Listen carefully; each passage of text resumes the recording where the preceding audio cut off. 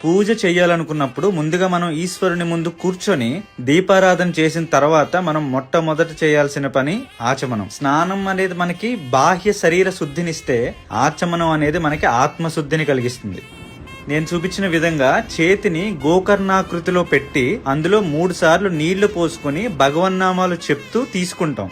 ఏ నామాలు చెప్పాలి అంటే మనం శివుడి పూజ చేస్తున్నా, అమ్మవారి పూజ చేస్తున్నా, లేదా ఏ దైవం పూజ చేస్తున్నా మనం చెప్పాల్సినవి మాత్రం విష్ణు నామాలే. ఎందుకంటే పూజ ప్రారంభం అంటే రోజు ప్రారంభం కూడా. అందుకే పూజ ప్రారంభంలో స్థితికారకుడైన విష్ణువును తలుచుకుంటాం. ఆ విష్ణునామాల్లో కూడా ఏదో ఒక నామం చెప్తామా అంటే ఏది పడితే చెప్పం, 3 నామాలు చెప్తాం. అవేంటంటే కేశవాయ స్వాహ, నారాయణాయ స్వాహ, మాధవాయ స్వాహ.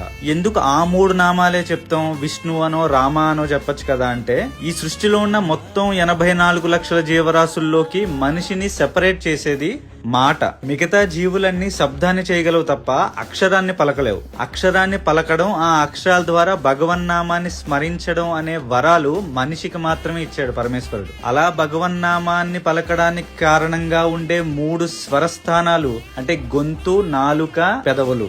ఈ 3 మనం పలికే నామాలు కేశవ, నారాయణ, మాధవ. కేశవ అనేది గొంతుతో, నారాయణ అనేది నాలుకతో, మాధవ అనేది పెదవులతో పలుకుతాం. అలా ఈ 3 నామాలతో 3 సార్లు నీళ్లు తీసుకున్న తర్వాత ఈ నామాలు చెప్పుకుని ఆచమనాన్ని పూర్తి చేస్తాం.